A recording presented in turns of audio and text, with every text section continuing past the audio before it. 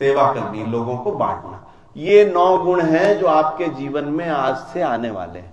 और किन के माध्यम से आने वाले हैं? परम पूज्य गुरुदेव जो गायत्री के सिद्ध साधक हैं, मैंने आपसे बताया, वो 24 साल तक कठोर तप किया, बिना नमक शक्कर के, वो गाय के जौ से, गोबर से निकला हुआ जौ, उसकी रोटी, उसका छाछ 24 साल तक। और शुरू कब किया? जब उनकी उम्र मात्र 15 वर्ष थी।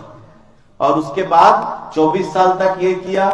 उसी बीच में गुरुदेव उनको समय समय पर उनको 2 बार हिमालय की यात्रा में बुलाए। हिमालय में जाने के बाद मार्गदर्शन हुआ कि आजादी की लड़ाई में भाग लो, तो आजादी की लड़ाई में भाग लिए। उसके बाद अखंड ज्योति लिखना शुरू किया। उसके बाद और साहित्य का सृजन शुरू किया। और आप कल्पना कर सकते हैं कि एक व्यक्ति अपने जीवन में कितनी किताबें पढ़ लेगा? पढ़ने के लिए भी गिनती कर लोगे कितनी हो सकती है? आपने कितनी पढ़ी होंगी?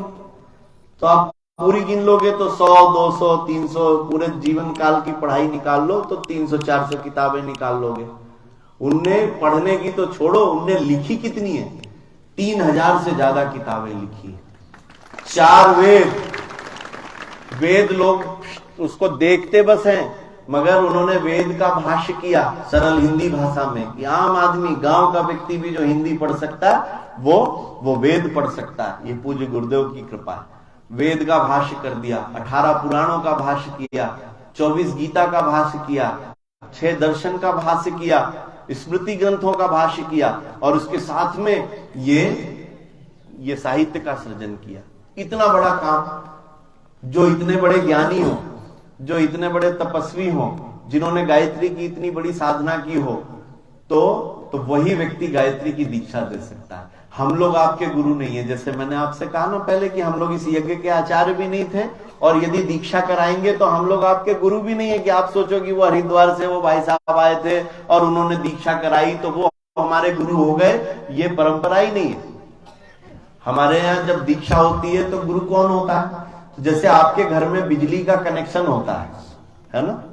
तो जब बिजली का कनेक्शन होता है तो आप एमपीवी में एप्लीकेशन दोगे कि हमारे कनेक्शन कर दो, तो एमपीवी का एक कर्मचारी आता है और आपके घर के तार को खंबे से टांग जाता है और आपके घर में बिजली आने लगती है। तो आप क्या बिजली का बिल वो कर्मचारी को देते हो या एमपीवी वालों को देते हो? और बिजली कर्मचारी से आती है कि वहां पावर हाउस से आती है? तो वो बिजली आती है वहां से, बिल भी वहीं जमा होता है। ठीक है, ये हम लोगों का काम खाली लाइनमैन का है कि खाली तार चढ़ा के जाएंगे। ठीक है, बाकी आपके लेन देन किससे होगा? बिजली आएगी वहां से और बिल आपको वहां जमा करना है। जो आपकी गुरु दक्षिणा है वो उनकी है, जो आपके संकल्प है वो उनके हैं, और जो अनुदान वरदान है वो भी उन्हीं से आने। ठीक है, तो पूज्य गुरुदेव वंदनीय माता जी, आप नाम याद रखिएगा, परम पूज्य गुरुदेव पंडित श्री राम शर्मा आचार्य और वंदनीय माता भगवती देवी शर्मा। माता जी इसलिए उनकी फोटो नहीं रखी कि वो गुरु जी की धर्मपत्नी है। जितना पुरुषार्थ गुरुदेव का है उतना ही माता जी का है। माता जी ने भी 24 पुरुष चरण किए हुए हैं। माता जी भी जो है गायत्री की सिद्ध साधिका थी। एक जगह तो गुरुदेव इतना तक लिखते हैं कि यदि माता जी हमारे जीवन में ना होती तो हम इतना कुछ कर ही नहीं सकते थे। तो ऐसी वंदनीय माता जी जो माँ के रूप में, और परम पूज्य गुरुदेव जो पिता के रूप में हम सबके जीवन में आने वाले हैं, उनके। अब दीक्षा का मतलब क्या है? आज से हमने अपनी इच्छाएं, अपनी कामनाएं हमने भगवान को दे दी। अब भगवान से, गुरुदेव से पूछिए आपकी इच्छा क्या है, वो बताइए, हम वैसे चलेंगे। ठीक है, तो दीक्षा मतलब यही है।